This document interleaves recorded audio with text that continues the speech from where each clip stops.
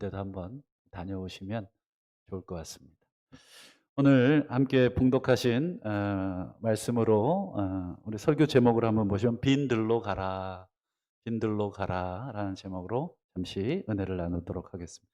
그리고 이제 우리 3일밤 예배 우리 말씀 끝나고 또 우리 요즘 또 코로나라서 우리 금요기도회 모이는 횟수를 좀 줄인다고 우리가 잠시 못 모이고 있고 가정에서 예배를 드리고 있지 않습니까? 그래서 당분간 좀 정상화될 때까지 우리 수요예배 마치고 우리 한 두세 가지 또 이렇게 간단하겠지만 한 5분, 10분 정도 이 정도 같이 기도하고 우리 돌아가시는 거 괜찮죠?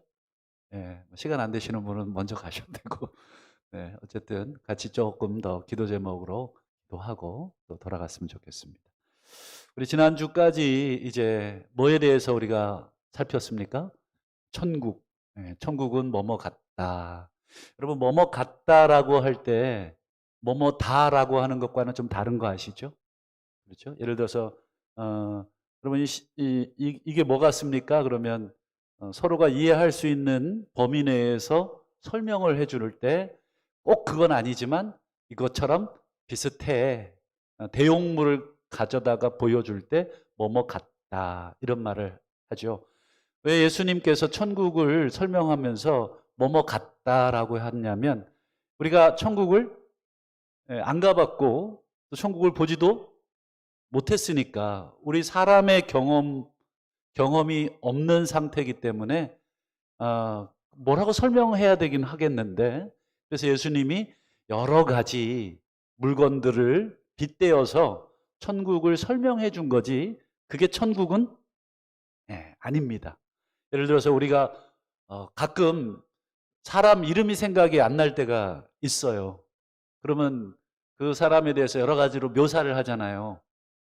왜 있잖아. 이렇게, 뭐 이렇게 얼굴이 찐빵 같고, 뭐, 동글동글하다 이런 얘기겠죠. 뭐, 눈이 땡그랗고, 뭐, 이런 식으로. 그래서 우리가 이제 온갖 상상을 이렇게 머릿속에 이렇게 조합을 해가지고, 얼추 비슷하게 맞춰내죠. 그것처럼 예수님께서 우리가 한 번도 경험하지도 또 가보지도 못한 그 천국을 설명하셨으니 그 속이 얼마나 답답했을까. 저도 가끔 이렇게 이 뭔가를 설명하려고 하면 내 능력이 부족해서 설명을 못할 때도 있지만 저 사람이 이해를 못할 것 같아서 막 설명하면서도 저 사람이 이해를 못하는 얼굴이야 이런 느낌이 오면 막 답답합니다. 그래서 막 장황해지고 여러 가지 덧붙여서 막 설명하게 되고 이렇습니다. 하물며 여러분 예수님이 이 땅에 오셔서 인간의 언어로 하늘의 것들을 설명해내는 것은 거의 불가능에 가까워요. 제가 이제 저희 집에 저희 아이들 때문에 원치 않게 애완견도 아니고 고양이 싫어하시나요? 좋아하시나요? 고양이가 나름 또 매력이 있더라고요. 이렇게 좀 저 강아지랑은 또 다른. 제가 이제 고양이 앉혀놓고 가끔 이렇게 질문을 던져요. 너는 뭐 하고 사니? 뭐 그다음에 너는 참 좋겠다. 아무 생각이 없으니. 또는 뭐 이렇게 혼자 이렇게 막 설명하기도 하고. 뭐 얘가 알아듣겠습니까? 전혀 못 알아듣겠죠. 너도 제가 이제 지난 주일은 그랬던 것 같아요. 오늘 주일인데 너도 하나님 예배했니? 온 천하 만물이 다 하나님을 예배해야 되니까. 뭐 어쨌든 제가 이제 말 못하는 이제 고양이를 앉혀놓고 미친 사람처럼 이렇게 주저리 얘기도 합니다. 이게 좀 답답한 그런 느낌들. 예. 예수님도 얼마나 답답했을까. 우리가 얼마나 못 알아듣고 또 못 알아들을 뿐 아니라 얼마나 배척하고 얼마나 거부하고 우리 예수님이 천국에 대한 비유를 마치시고 이제 고향으로 내려가셨어요. 그 고향에 회당이 우리로 얘기하면 뭐 예배 처소 같은 그런 회당이 있는데 회당에서도 또 천국 복음을 이렇게 가르치셨는데 우리 54절을 한번 볼까요? 고향으로 돌아가사 그들의 회당에서 가르치시니, 여기서 고향은 베들레헴이 아니고 예수님이 나고 이제 성장한 나사렛이실 것입니다. 이 나사렛 이 회당에서 가르치시는데 그들이 놀라 이르되 이 사람의 이 지혜와 이런 능력이 어디서 났냐? 그러면서 57절 보세요. 예수를 배척한지라. 여러분, 예수님이 열심히 천국의 복음을 설명하고 천국이 어떻다는 것을 설명을 계속해서 하고 있는 거죠. 예수님이 가르치는 사역이, 여러분, 예수님이 기적을 행한 것보다 2배 이상 많습니다. 실제로 놀랍습니다. 얼마나 많이 가르치셨는지. 근데 여러분, 그들이 그 가르침을 듣고 놀라기는 하지만 받아들인 것이 아니라 배척을 해버립니다. 그래서 여러분, 예수님이 58절 보시면 그들이 믿지 않음으로 많은 능력을 행하지 아니하셨다, 이렇게 됩니다.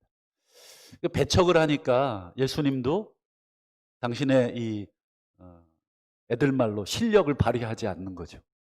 얼마든지 병도 고쳐주실 수도 있고 또 여러 가지 연약함들을 치료해 주실 수도 있는데 그들이 반응을 하지 않으니 예수님도 행하지를 않는 거죠.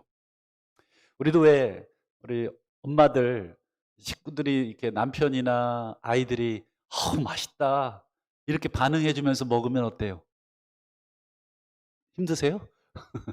반응해 주면 되게 신이 나서 다음에 또 요리할 때 동기부여가 되죠. 또 우리 아빠들은 또 열심히 또 뭐 나가서 뭐 쥐꼬리만한, 요즘 쥐꼬리가 많이 커졌습니다만 쥐꼬리만한 월급 갖다 주면 참 고마워하고 그리고 감사하게 아껴서 알뜰살뜰 또 언제 모아놨는지 또 이렇게 집도 사고 또 아이들 뒷바라지도 하고 적금도 드는 이 알뜰한 이 아내와 아이들을 보면 어떻습니까? 신이 나죠. 정말 주거니 받거니 이런 그 맛이 있는 거 아닙니까? 뭐 집에 들어갔는데 뭐 아무도 반응을 해주지 않고 오히려 냉담하다. 그러면 사람이라는 게 그 감정의 동물이어서 그런 그들의 반응에 따라서 내 여러 가지들이 달라지는 것 같아요. 예수님도 고향 사람들이 배척을 하니까 많은 능력을, 많은 권능을 행하지 않았고 아마 가르침도 많이 하지 않으셨을 것 같아요. 누구 손해입니까? 그렇죠. 고향 사람들 손해입니다. 그런 면에서 여러분, 우리가 환대받지 못하고 배척을 받을 때 여러분 우리 영혼은 이렇게 위축이 되고 죽게 되어 있습니다. 그런 의미에서 여러분 교회는 어떤 곳이어야 하는가? 우리 교회는 가정의 확대잖아요. 가정의 확장판인데 가정과 똑같은 원리로 사실 교회도 운영이 되고 움직여지는 곳입니다. 교회는 여러분 어떤 곳이어야 합니까? 환대받는 곳, 배척이 아니라 환영받는 곳이 되어야 합니다. 그래서 여러분, 목사는 또 우리 뭐 성도들은 어떤 자세로 우리 성도들을 맞이합니까? 환영하는 마음으로, 환대하는 마음으로 우리 성도들을 서로를 맞이해야 됩니다. 여러분, 우리가 한 가지 오해하는 분이 있어요. 우리가 서로를 따뜻하게 환대하고 환영하고 받아들여주고 그를 용납해 주는 것을 해도 되고 뭐 안 해도 뭐 그만이다, 이렇게 생각하시는 분들이 있습니다. 여러분 어떻게 생각하십니까? 정말 우리가 이해하고 받아주고 용납하는 것이 우리 뭐 하면 좋고 안 해도 상관없는 그런 것입니까?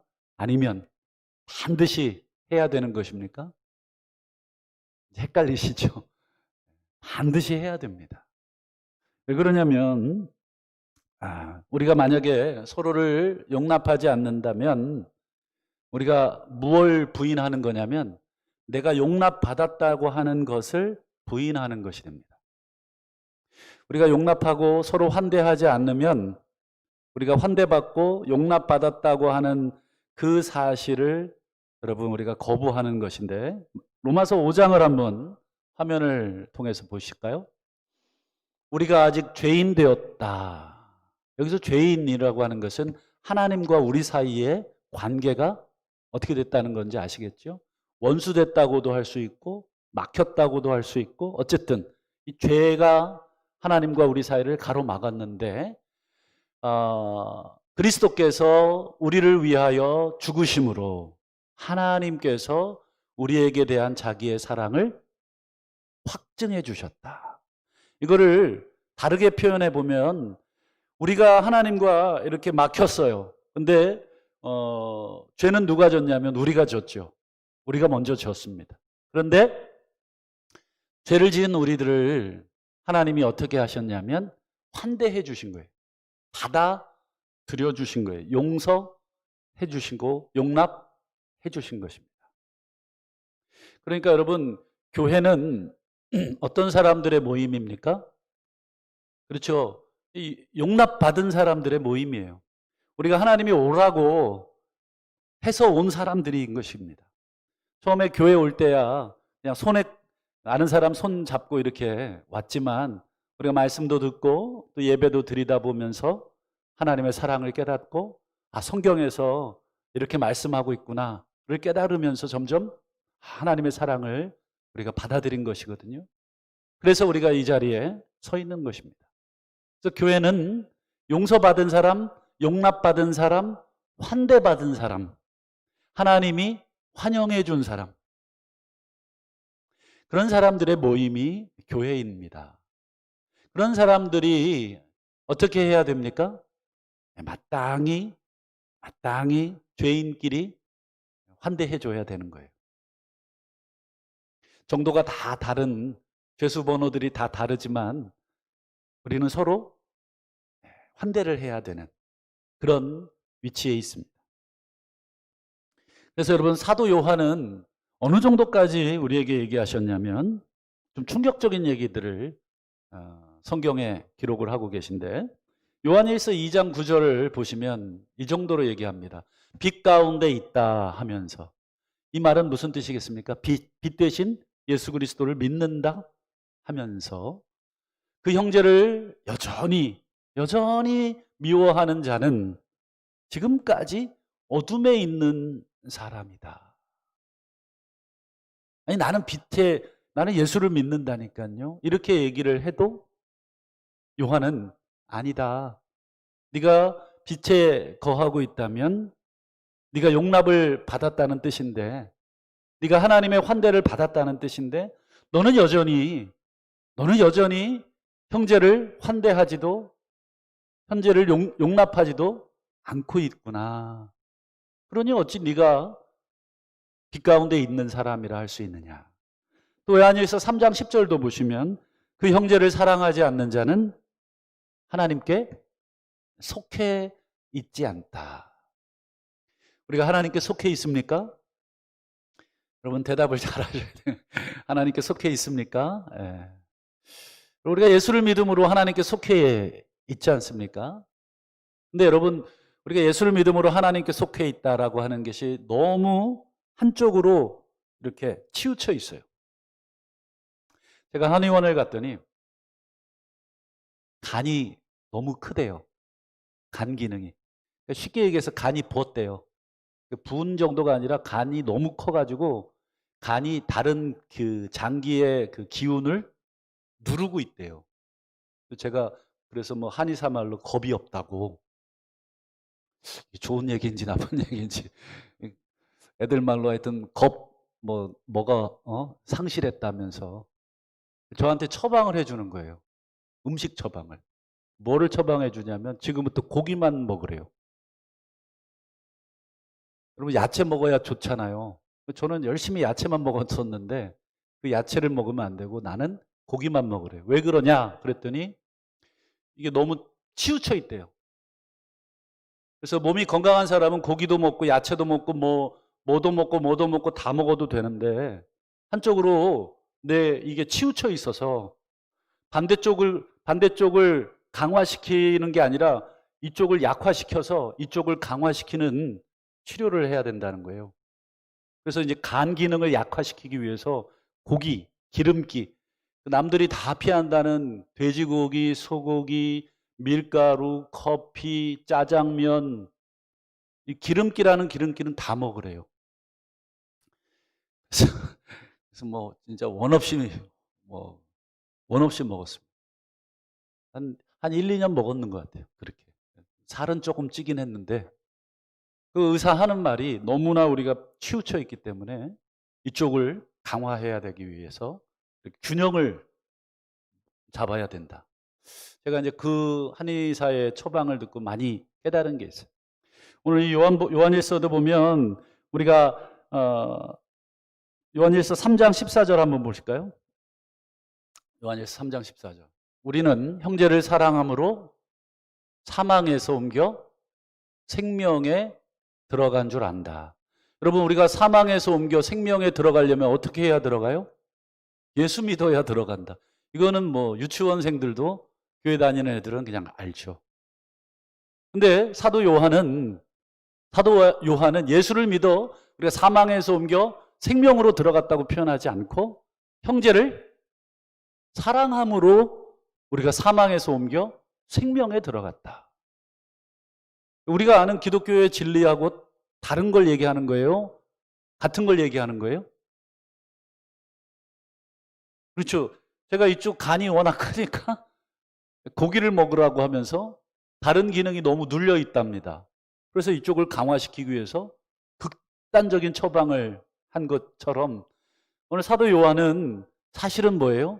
같은 건데 다른 쪽을 강조하는 것이죠. 예수를 믿어 우리가 사망에서 생명으로 옮겼다는 것은 너희가 잘 알지만 너희가 형제를 사랑함으로 사망에서 옮겨 생명에 들어갔다는 것을 강조하지 않았구나. 그래서 사도 요한은 형제에 대한 사랑을 너무나 강조하고 있습니다. 그렇다고 사도 요한이 여러분 이단입니까? 지금 이단의 설을 얘기하고 있는 겁니까? 그렇지 않다 하는 것을 알게 되죠. 그래서 요한일서 3장 15절 그 형제를 미워하는 자마다 살인하는 자다. 또 요한일서 4장 20절 누구든지 하나님을 사랑하노라 내가 빛에 거하노라 라고 말하면서 그 형제를 미워하면 거짓말쟁이다. 보이는 바 그 형제를 사랑하지 않는 자는 보지 못하는 바 하나님을 사랑할 수가 없다. 그러니까 하나님 사랑과 이웃 사랑 그거에 더 극단적으로 하나님 사랑 빼고 사람 사랑하라는 그걸 구원으로까지 이야기하고 있습니다. 근데 여러분 요한만 그렇게 얘기하나요? 아니요. 믿음으로 구원 얻는다라고는 놀라운 진리를 선포한 사도 바울도 갈라디아서에 보면 형제 사랑하라는 말에 모든 율법이 다 들어있다. 사도 바울도 여러분 그 이야기를 똑같이 강조하고 있습니다. 그래서 여러분 성경에서 말하고 있는 형제를 용납하고 형제를 받아들이고 형제를 사랑하라는 것은 감정의 문제가 아닙니다. 저 사람에 대해서 불편한 감정이 있을 수가 있습니다. 얼마든지 있을 수 있어요. 저 사람이 좀 불편하고 저 사람이 좀 편하고 저 사람이 좀 껄끄러울 수가 있습니다. 그런데 성경에서 말하는 사랑은 감정의 문제가 아니라 순종의 문제입니다. 성경에서 사랑하라고 할 때는 하나님 내 마음에 죄를 향한 사랑이 안 생기는데 어떻게 사랑합니까? 라고 반문을 하는 것이 아니라 알겠습니다 하나님 내가 저 사람에 대해서 사실은 별로 좋은 감정은 없고 좋은 느낌도 없고 또 좋은 경험도 없지만 내가 말씀에 의지해서 최소한 사랑까지는 못해도 미워하지는 않겠고 내가 사랑까지는 못해도 배척하지는 않겠습니다. 여기서부터 시작을 하는 거죠. 내 감정이 좋지 않다고 여러분 밀어낸다? 내 감정이 좋지 않다고 저 사람에 대해서 악한 소문을 낸다? 내가 저 사람에 대해서 싫어한다고 저 사람을 죽이려고 한다? 라고 한다면 내가 하나님께 속해 있는 사람인가? 사도 요한의 말씀에 의하면 아니라, 이게 요한의 가르침입니다. 거짓말이다. 이게 요한의 분명한 메시지입니다. 여러분, 고린도 교회 아시죠? 고린도 교회, 유럽에 있는 고린도 교회인데, 사도 바울이 2차 전도 여행 때 세운 교회입니다. 한 18장에, 사도행전 18장쯤 보시면 고린도 교회에 대한 기록이 나와 있죠. 거기 한 1년 반 내지 2년 정도 그 지역에서 고린도 교회를 세우느라고 사도 바울이 죽을 똥 살똥하고 고린도 교회를 세웠습니다. 그런데 이 사도 바울이 세운 이 여러 교회 중에 하나인 고린도 교회가 바울이 쓰신 이 서신서를 쭉 읽어보면 가장 시끄럽고 문제 많은 성도들이 모여있는 교회가 아닌가라는 생각이 들 정도로, 여러분, 고린도 교회 문제가 참 많았다. 왜 그러냐면 이 바울이 고린도 전서와 후서를 보내는데 서신서 중에 제일 두꺼워요. 두껍다는 건 무슨 뜻이겠어요? 할 말이 많다. 할 말이 많다는 것은 좋은 말도 있겠지만 책망할 말도 많다. 그래서 이 고린도전서 1장에 보면 인사한 말을 마치자마자 인사를 어느 정도 해요. 뭐 주 예수의 은혜와 하나님의 뭐 사랑과 함께 해라 뭐 이렇게 하면서 편지하노라. 그 다음 바로 이어지는 말이 뭐냐면 우리 1장 8절을 고린도전서 화면을 통해서 보시면 주께서 너희를 그리스도 예수의 날 그분이 다시 오실 그때에 책망할 것이 없는 자로 끝까지 견고하게 하시리라. 이것은 사도 바울이 하나님을 주어로, 예수님을 주어로 표현했지만 뒤집어서 얘기하면 너희들 예수님이 다시 오실 그때에 책망받을 것이 없는 자로 똑바로 서 있어라 라고 하는 권면이고 책망입니다. 뒤집어서 부드럽게 지금 표현하고 있는 거예요. 하나님이 너희를 책망할 것이 없는 자로 끝까지 견고하게 세워주실 줄 믿는다. 이렇게 표현을 했지만 뒤집으면 너희들 너무한다. 너희들 지금 이 모양 이 꼴대로 살면 걱정이 심히 된다. 이렇게 살다가 주님 오시면 너희들 어떻게 할래?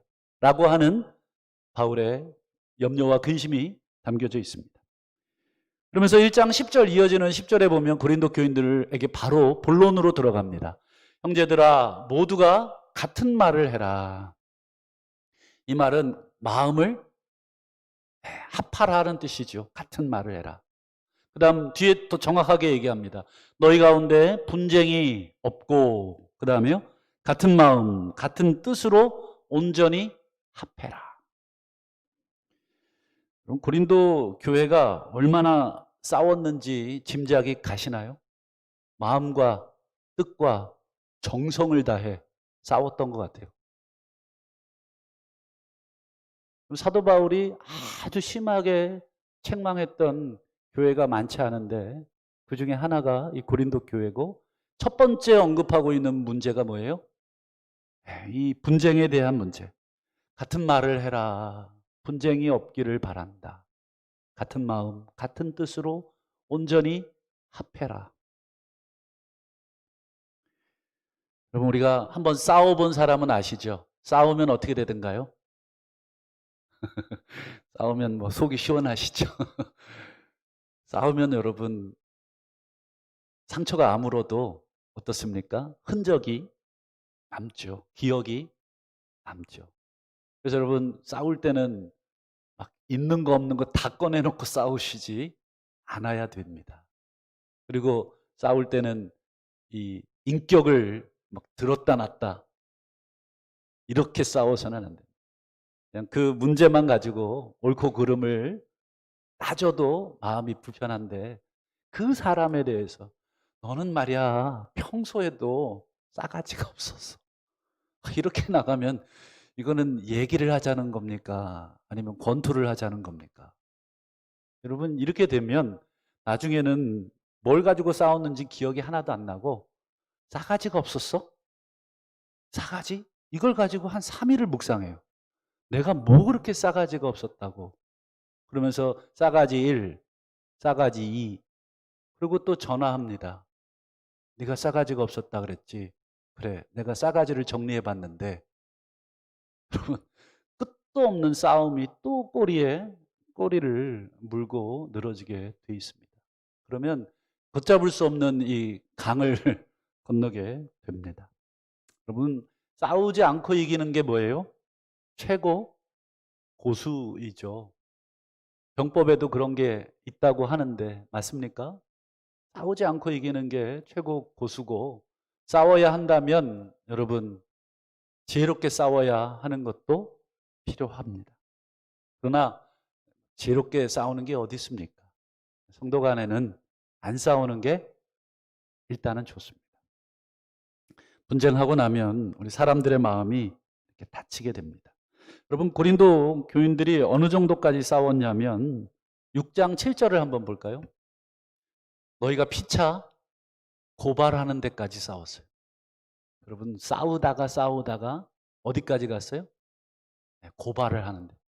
이 고발은 교회 내의 고발이 아니에요. 뭐 당회에다가 뭐 진정서를 내다든지. 예전에 제가 사역했던 교회에 청년들이 좀 많이 있었어요.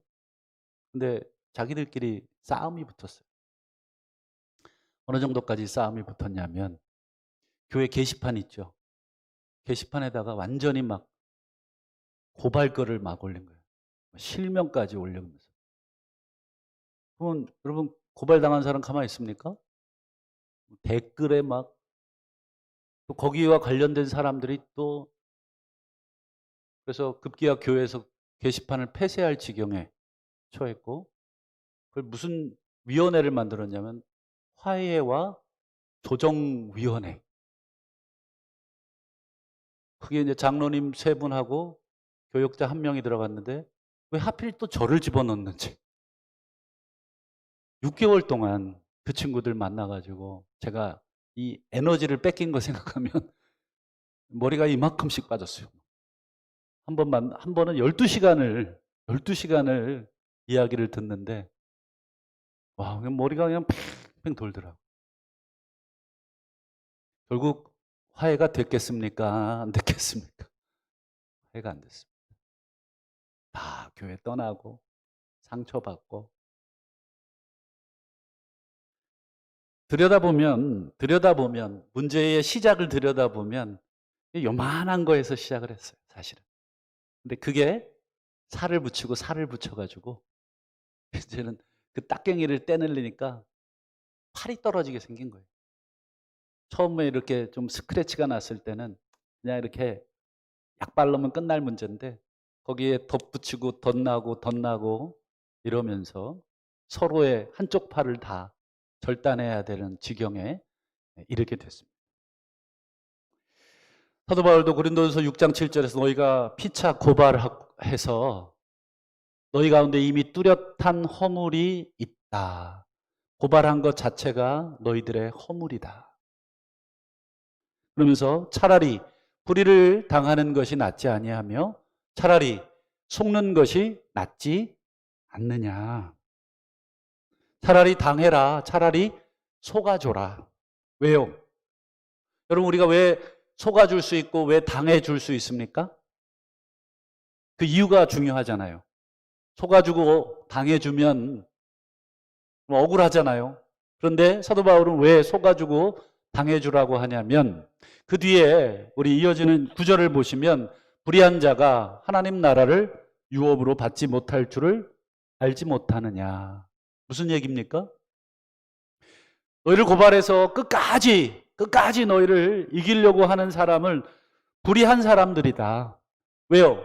하나님의 사랑이 어떤 줄을, 우리가 아직 죄인 되었을 때 그리스도께서 우리를 위하여 죽으심으로 하나님께서 우리를 향한 자기의 사랑을 확증하셨다라고 하는 그 진리를 그들은 여전히 모르고 있기에, 내가 용서받은 죄인이라고 하는 것을 전혀 모르기에 너희를 끝까지 용서하지 않고 고발한 그 사람은 하나님의 나라를 유업으로 받을 수가 없는 사람이다. 그러니 이 말은 하나님이 그 사람을 해결하실 것이다. 그러니 네 손에 피를 묻힐 이유가 없다. 네가 맞받아칠 이유가 없다. 하나님께 맡겨라. 라고 하는 사도 바울의 중재입니다. 여러분, 이쪽에서 고발했는데 이쪽에서 맞고서 안 하겠습니까? 안 하실 분 손 들어보십시오. 내가 억울한데 어찌 맞고서를 안 하겠습니까? 그런데 사도 바울은 그것까지도 하나님께 맡겨라. 그게 우리가 받은 용서고 그게 우리가 믿는 하나님이다. 지금 억울한 것이 낫다. 지금 당하는 것이 낫다. 마지막 때에 하나님 앞에 설 때에 우리가 그 뒷감당을 어찌하려고 하느냐. 우리가 살아계신 하나님을 믿는다면, 우리가 정말 하나님이 우리를 사랑하시고 우리의 주인이시라고 하는 것을 믿는다면 그 모든 것들에 대한 모든 책임을 하나님께 맡기는 것이 믿음의 사람들이 할 것이다. 그래서 여러분, 교회는 항상 좀 손해를 보십시오. 그냥 누가 이렇게 고소하면 좀 손해 보시고. 그래서 예수님이 산상설교에도 억지로 우리를 가고자 하거든. 그래, 심리까지 가줄게. 오른뺨을 치거든. 오른뺨을 여러분 맞으려면 어떻게 맞아야 된다 그랬나요? 손등으로 맞으셔야 돼요. 상대방이 여러분들을 손등으로 때려야 오른뺨이 맞습니다. 한번 실습해 볼까요? 모독을 주는 거예요. 어떤 식으로 모독을 줬는지는 모르겠어요. 다양한 방법으로 모독을 줄 수 있겠죠. 중상모략을 하거나 없는 말을 꾸며가지고 막 소문을 만들어서 여러분들을 나쁜 사람으로 만들어 놨거나, 그럼 얼마나 모독스럽고 얼마나 수치스럽습니까? 그런데 왼뺨을 돌려대라 라고 하는 것은 참으라는 거죠. 예수님도 분명하게 얘기했잖아요. 그 머리에 숯불을 쌓아둬라. 그 숯불을 쌓아둔다는 것은 뭐예요? 당시에 여자가 숯불을 끄는 것은 아주 치욕스러운 수치로 여겼습니다. 우리 옛날에 왜 연탄불 꺼지면 옆집 가서 이렇게 이렇게 얼마나 아유 여자가 칠칠맞게 연탄불을 꺼먹고 뭐 이런 말 서로 해주면서 불 붙여주시고 했나요? 그런 것처럼 여러분, 숯불을 이렇게 머리에 인다는 건 뭐냐면 이 불이 꺼지서 옆집에 숯불을 빌리러 가서 이렇게 이고 가는 그 부끄러움을 당하게 할 것이다. 머리를 홀라당 불에 태운다는 얘기가 아니라 하나님이 그 사람을 부끄럽게 만들 것이니 하나님께 맡겨라. 그래서 여러분, 교회는 항상 용납하고 환대하는 곳이 되어야 되겠습니다. 저 사람이 나를 미워한다, 배척한다, 늘 피해의식에 사로잡혀 있지 말아야겠습니다. 상대방이 먼저 마음 열고 다가오기만을 기다리지 말고 성숙한 사람이 먼저 마음을 열고 다가가셔야 됩니다. 또 상대방이 손을 내밀거든 그 내민 손 무한하지 않도록 모른 척 잡아줘야 되겠습니다. 그래야 여러분, 하나님이 우리 안에 화평을 이루십니다. 인자무적이라는 말, 어진 사람에겐 적이 없다. 근데 저는 이 말을 좀 패러디해서 신자무적, 믿는 자에게는 적이 없어야 되겠습니다. 그렇지 않습니까? 여러분, 너무나 많은 적들을 우리가 만들고 살아서 가슴에 너무 화살을 많이 맞고 계시지 않습니까? 또 우리도 너무 많은 화살을 쏴서 너무 많은 사람들이 피 흘리게 또 만들고 있지는 않은가. 내가 가지고 있는 화살도 꺾어야 냈고, 또 저 사람에게 박힌 화살도 내가 쏜 화살이 있다면 가서 빼주고 미안하다. 제가 예전에도 한번 말씀드린 적이 있는데, 존속살인 혐의로 감옥에 간 고려대 학생 하나가 있었습니다. 부모님 아버지와 어머니를 다 토막을 내서 죽였어요. 그 아버지 어머니는 교회 권사님이셨어요. 그 아이가 왜 부모님을 토막을 내서 죽였을까? 미안하단 말 한마디였으면 자기는 안 죽였다는 거예요. 근데 부모님이 자기한테 미안하단 말 한마디를 평생을 하지 않더래요. 자기 어릴 때 막 골프채로 맞았대요. 그러면서 그 한을 가지고 있더라고요. 제 서재에도 그 책이 있어요. 미안하다고 말하기가 그렇게 어려웠나요? 책 제목이. 한번 읽어보십시오.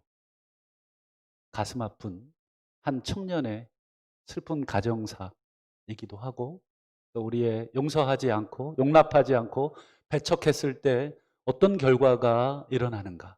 오늘 예수님을 배척했던 이 마을 사람들에게 예수님이 큰 권능을 행하지 않으신 것처럼 그 피해는 고스란히 배척을 한 사람들의 몫이었고 또 서로의 상처로 다가오게 되었던 것입니다.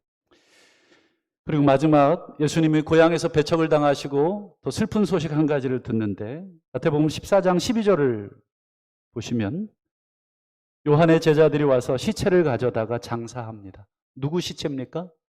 요한의 시체입니다. 그리고 가서 예수님께 아뢰니라. 예수님 요한이 죽었습니다.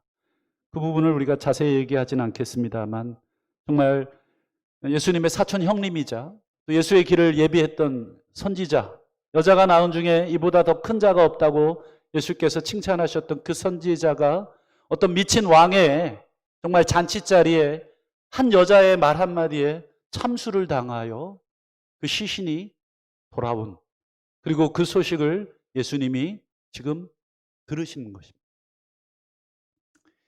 저는 여러분 요한이 참수를 당하고 요한의 제자들이 예수께 그 사실을 아뢰었을 때 여러분 마음이 어떠셨을까 한번 묵상을 해봤습니다.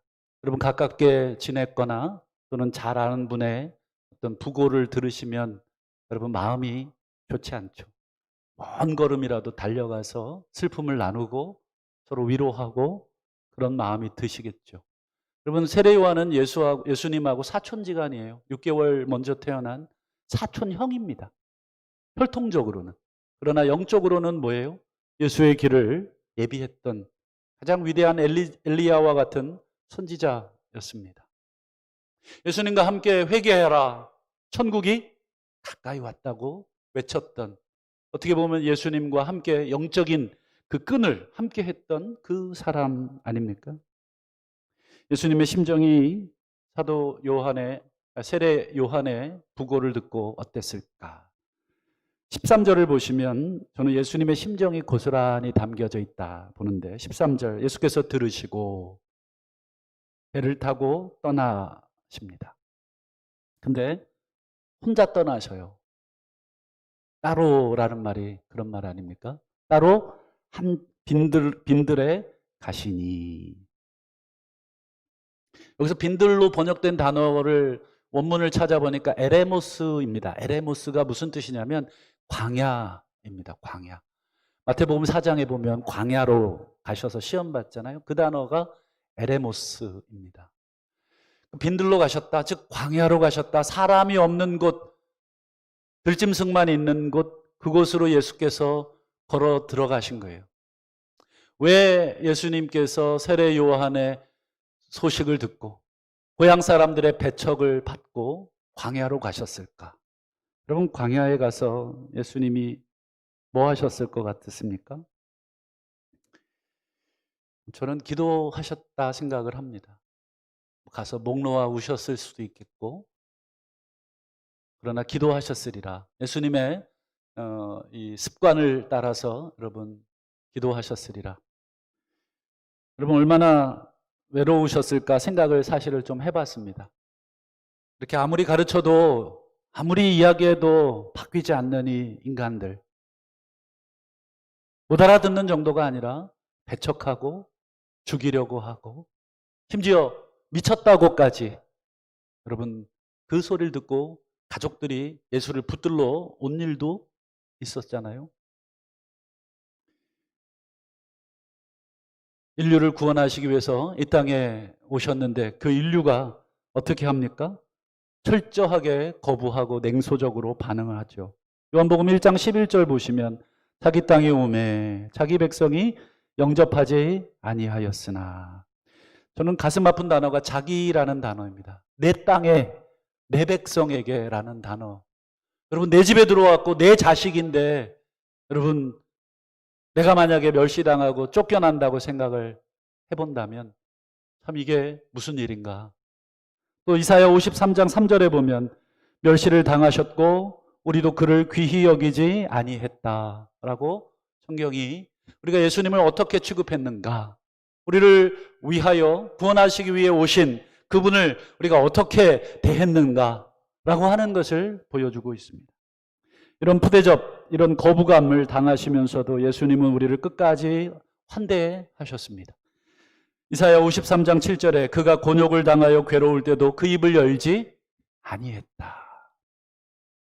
우리를 향해서 맞받아 쳤을 수도 있는데 그 입을 다물었다. 이 괴로움을 삼키신 거죠.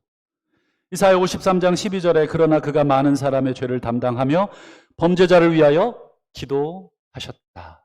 오히려 여러분 그 괴로움을 속으로 삼키며 기도하셨다. 오늘 세례 요한의 죽음의 소식을 듣고 혼자 배를 타시고 한적한 빈들로 에레모스 광야로 나가신 그분, 아마도 기도하러 가셨을 것이고, 인류의 완악함과 정말 어처구니 없는 세례 요한의 죽음, 그 미치광이 왕의 그런 행태를 보면서도 예수님이 다시 한번 그 분노를 삼키시고 다시 한번 기도하셨던 그 모습을 보게 됩니다. 예수님이 우리 기도의 자리, 인간의 멸시와 배척에 말없이 기도의 자리로 나가셨다면, 여러분, 우리가 예수의 뒤를 따르는 제자로서 우리도 멸시와 배척을 당할 때, 여러분, 우리도 기도의 자리로 가시기를 축원합니다. 그럼 마음이 괴로울 때, 여러분, 그 마음 그대로 주님 앞에 가지고 오십시오. 여러분, 그게 사람 앞에 가서 여러분 확 쏟아 놓는 것보다 억만 배 더 유익한 것입니다. 여러분, 괴로운 마음, 배척당한 마음, 거부당한 마음, 상처받은 마음이 있으시거든 기도의 자리로 나오십시오. 퇴근하고 쓸쓸한 마음에 한번 교회 오셨다가 기도하고 가시고, 오가면서 좀 기도하고 가십시오. 우리가 기도의 자리에 나아가야 여러분 사탄이 우리를 공격하고 사람들이 우리를 배척할 때에 우리가 이겨낼 수가 있습니다. 다시 한번 우리가 기도함으로 오늘 예수님 배척당하시고 죽음의 소식을 접했음에도 불구하고 우리 인류를 자신의 감정대로 대우하지 않고 다시 한번 삼키시고 빈들로 나가서 홀로 기도하셨으리라 생각되는 그 예수님을 닮아서 오늘 우리 모든 아픔들, 모든 상처들 기도로 하나님 앞에 나아가시는 복된 삶이 되시기를 주의 이름으로 축원합니다. 아멘. 이 시간 한번 우리 기도